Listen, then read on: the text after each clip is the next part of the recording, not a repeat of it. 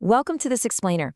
When you picture George Washington, I bet you see this rigid marble statue, or maybe just the stoic face on the dollar bill. But today, we are going to deconstruct the actual man. We're diving right into the psychology of power. We're going to look at the calculated, highly intentional strategies he used to become the absolute indispensable leader of the American Revolution and really the early United States. Now listen to this surprisingly snarky quote from his contemporary, John Adams.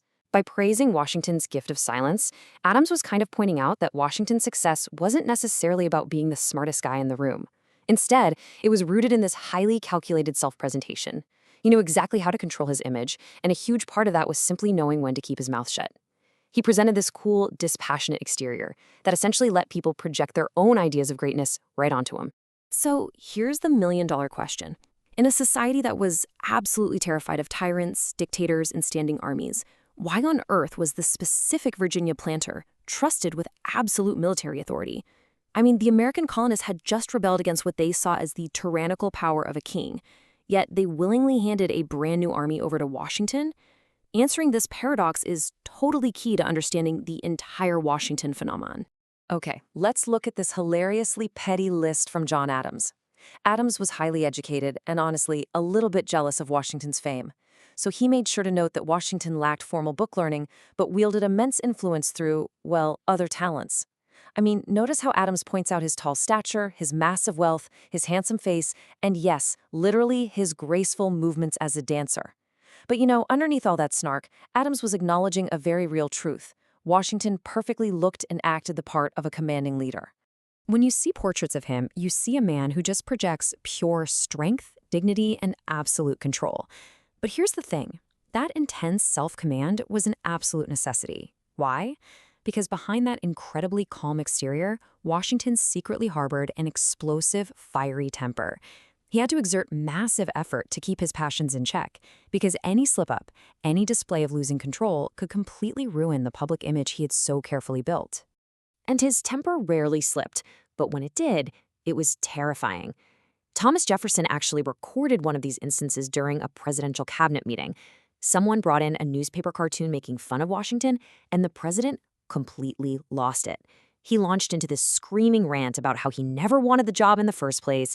Jefferson literally wrote in his notes that after this incredible outburst, an awkward silence ensued. Nobody knew what to do. It was a super rare crack in his normally impenetrable armor. In fact, his intimidating aura was so powerful, it basically became the stuff of legend. There's this famous story about Gouverneur Morris, who was known for being a bit of a practical joker. Alexander Hamilton actually bet Morris at dinner that he wouldn't dare go up to Washington, playfully slap him on the back, and say hello. Well, Morris took the bet, did the deed, and received a glare so chilling, so thoroughly crushing, that he later told Hamilton winning the dinner simply wasn't worth the absolute terror. You just didn't mess with George Washington. This carefully crafted image was vital because Congress was deeply, deeply terrified of creating an American Julius Caesar. A victorious general who would just use his loyal army to march right on the government and seize dictatorial power. Recognizing this intense fear, Washington brilliantly modeled his public persona after Cato, the selfless Republican defender of ancient Rome. He knew he had to constantly balance having immense power with proving over and over that he wasn't hungry to keep it. And we see him adopting this selfless Cato persona the exact moment he was appointed commander-in-chief in 1775. He calculatedly appeased Congress's fear of a military dictator by publicly and very modestly expressing his own inadequacy for the role. By stating, "I do not think myself equal to the command," he was sending an incredibly clear, deliberate signal. I am not an ambitious tyrant. I am just a humble servant answering my country's call. To further prove he wasn't seeking personal profit or power, he made another brilliant symbolic gesture. He famously refused a salary for his service. He literally demanded $0. Instead, he asked Congress only to be reimbursed for his exact expenses. This signaled to the entire nation that his motives were pure, noble, and completely disinterested. It was exactly what a super wary public needed to see to actually place their trust in him. Yet, while he played the humble servant to Congress, he fiercely demanded respect from the enemy.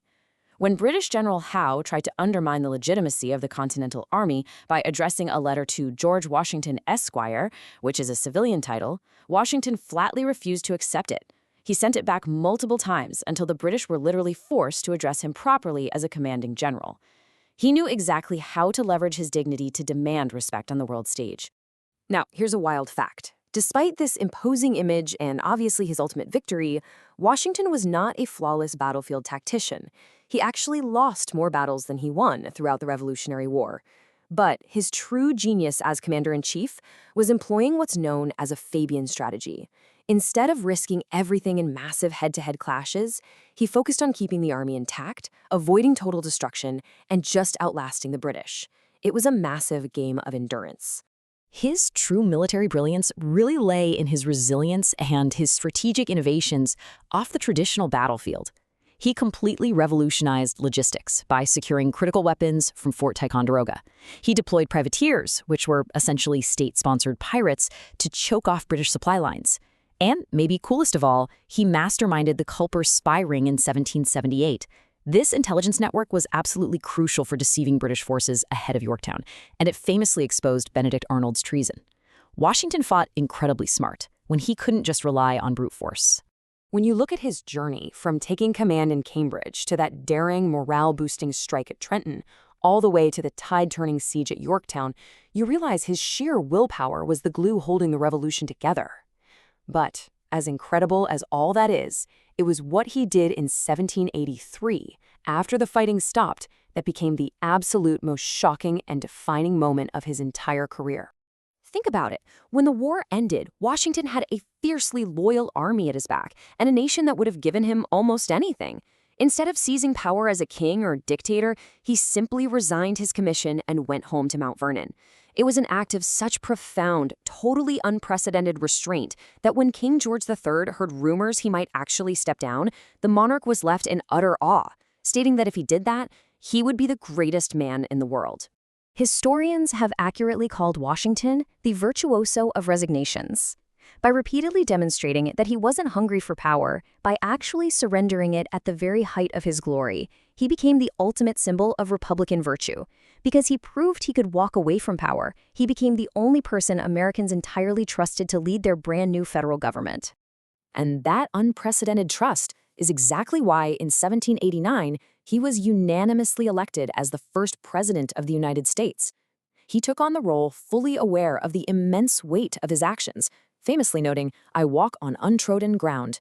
He understood that every single thing he did, every tiny protocol he established, would set an enduring precedent for this super fragile new republic for generations to come.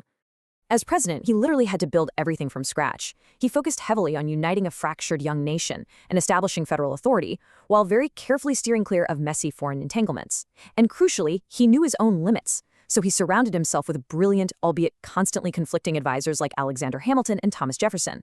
And then he did the unthinkable again. He voluntarily surrendered supreme power by stepping down after 2 terms, setting a democratic precedent that lasted well over a century.